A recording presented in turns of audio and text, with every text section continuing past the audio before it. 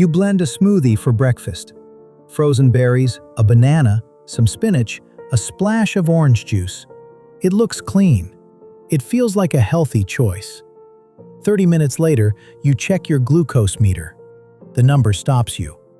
Nothing in that smoothie felt wrong, and yet your blood sugar is higher than expected. This is a pattern many adults over 50 notice when they start tracking their numbers more closely. It is not a failure of discipline.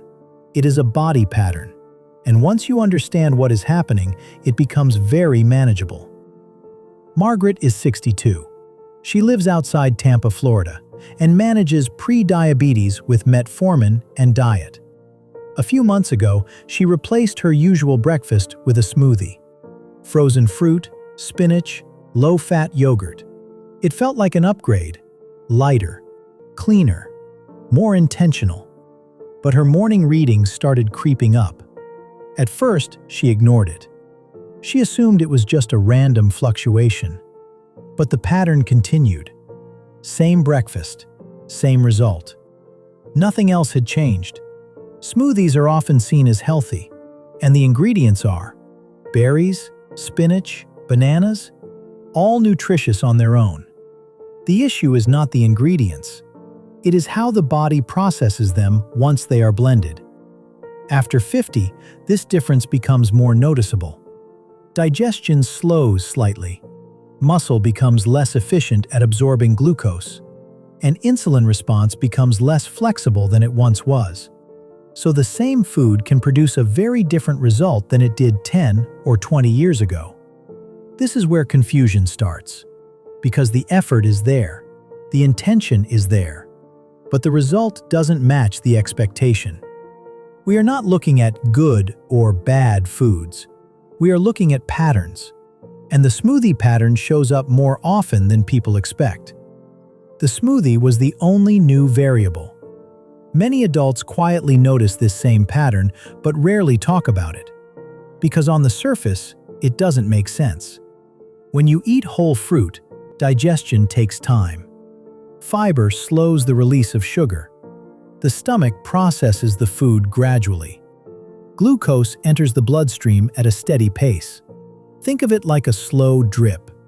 The body can respond smoothly. Blending changes that. The mechanical work is already done. Cell walls are broken. The structure that normally slows digestion is weakened. Now take multiple fruits, blend them, and drink them in under a minute. The total sugar may not be dramatically different, but the delivery speed is. And speed is what changes the outcome. After 50, insulin still works, but it responds more slowly. Think of it like a delayed signal. So when glucose rises quickly, the body is slightly behind. Blood sugar rises higher than expected. Then insulin responds. And sometimes it responds aggressively to catch up. That leads to a sharper drop afterward.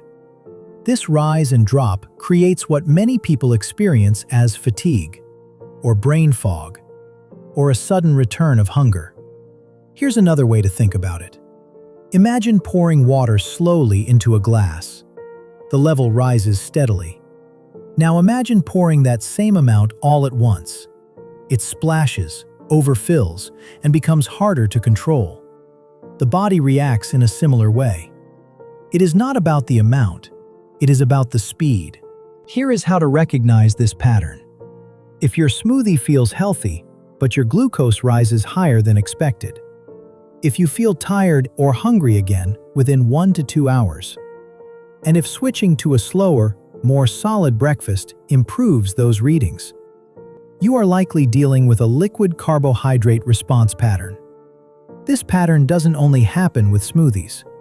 Some people notice it after oatmeal in the morning. Others feel it after a rice-based lunch. Others after certain healthy breakfast combinations. The experience is often the same. The meal feels reasonable. Nothing feels excessive. But about 30 to 60 minutes later, the heaviness sets in. Energy drops, thinking slows, and the body starts asking for rest. Different foods, same pattern. Here is how it usually unfolds across a day. You eat a meal that seems appropriate. Within the first hour, blood sugar rises quickly. Then insulin responds.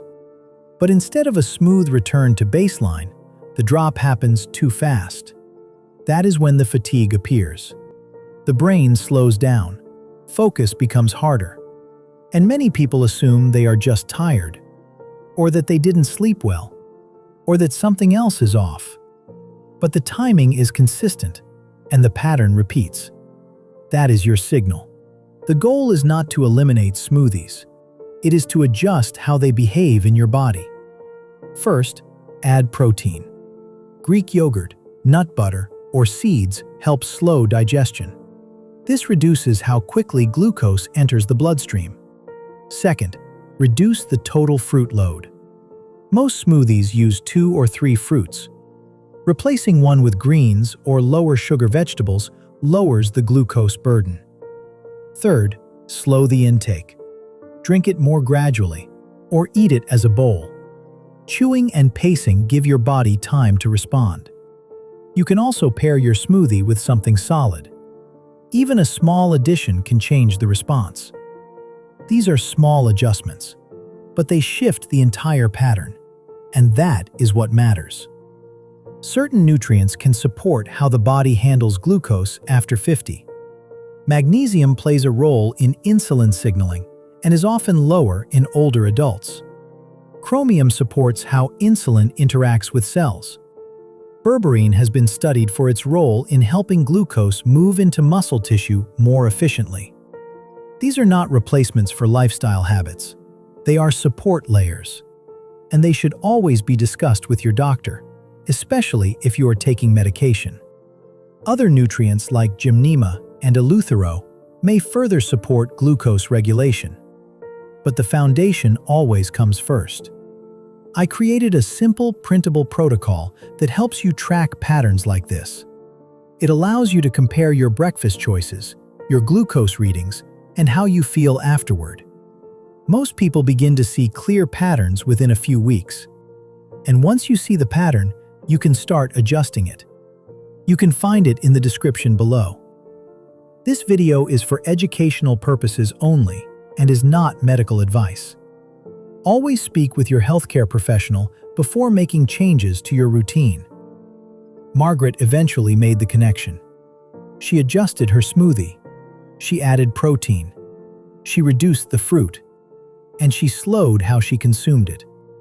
Her readings began to settle. Her mornings felt more stable.